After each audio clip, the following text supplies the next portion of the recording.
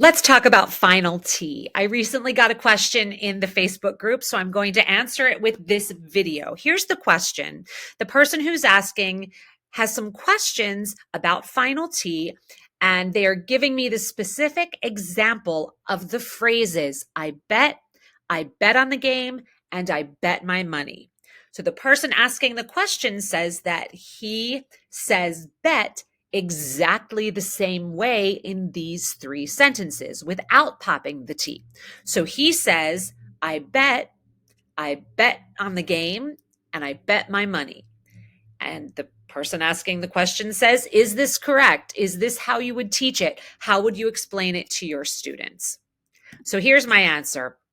They would not be the same, probably, but it depends. And here's why. Let's take a look at the first phrase, just I bet, regular old I bet.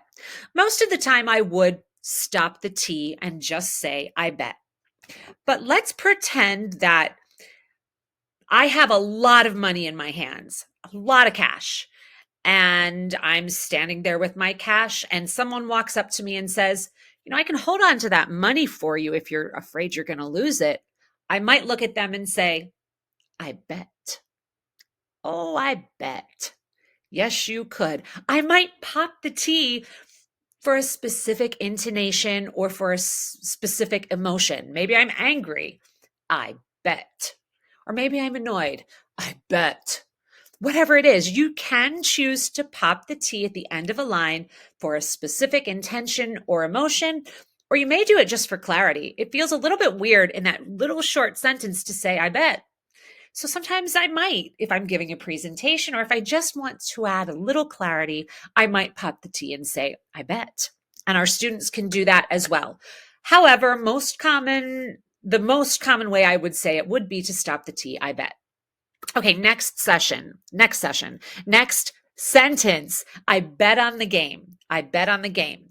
The most common way to say that would be by turning it into a D. So the reason behind that is we have a T between two vowels. When T is between two vowels in a single word or in a connected, remember I said connected, in a connected phrase, the American accent will turn it into a D. So I would most likely say, I bet on the game, bet on the game. However, I have some choices. I could choose to stop and think, or I could choose to pause for any reason. And if I pause, I would need to stop the T. Listen to that. I bet on the game. I wouldn't use D there because it would sound weird. It would turn it into bed. I bet on the game. No, let's just pretend I can't remember, right? Did I bet on that game? Yes, I bet on the game. And once I get my thought and I don't have to pause, I bet on the game. And I turned it into a D. Again, we also have the option of popping it. If we do that little pause for whatever reason that is, we want to add a little clarity. I bet on the game. Or I'm angry. I just bet all this money and I lost it. I bet on the game. Why did I do that? So with the intention, we have choices, but most likely situation, if we're connecting, turn the T into a D. Last situation, I bet my money. Okay, here we're looking at vowel plus T plus consonant. So a T at the end of a word followed by a consonant at the beginning of the next word. Most common scenario is to stop the T. I bet my money. I bet my money. Couldn't turn it into a D here because it's not between vowels. We would never say I bet my money because bet is a different word. But we do have that last option to choose to pop the T because we're pausing, because we're angry, because we're annoyed, because we're being sarcastic. I bet my money. I bet my money. If there could be a million reasons. Let's say someone asked me a few times, did you bet your money? Yes, I bet my money. Did you bet your money? Yes, I bet my money. And I'm stopping the T. Did you bet your money? Yes, I bet my money. I'm angry or annoyed. I'm pausing. I'm really emphasizing so I can choose to pop the T.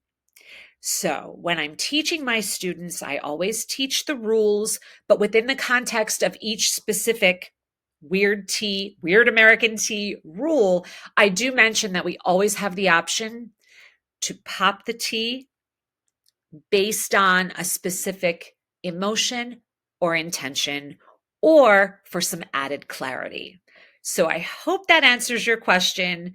We do have the guidelines, and those first, when I answered those questions, the most common answer that I gave you at the beginning, the most common way to say it, that I would also tell my students that the most common way to say I bet would be I bet. The most common way to say the second phrase would be T between vowels is a D. I bet on the game. The most common way to say the third phrase would be to stop the T. I bet my money. But we always have exceptions, and they need to know that exceptions exist and that it's totally fine to use them. They just need to understand why they're using them, and any exception is probably a choice.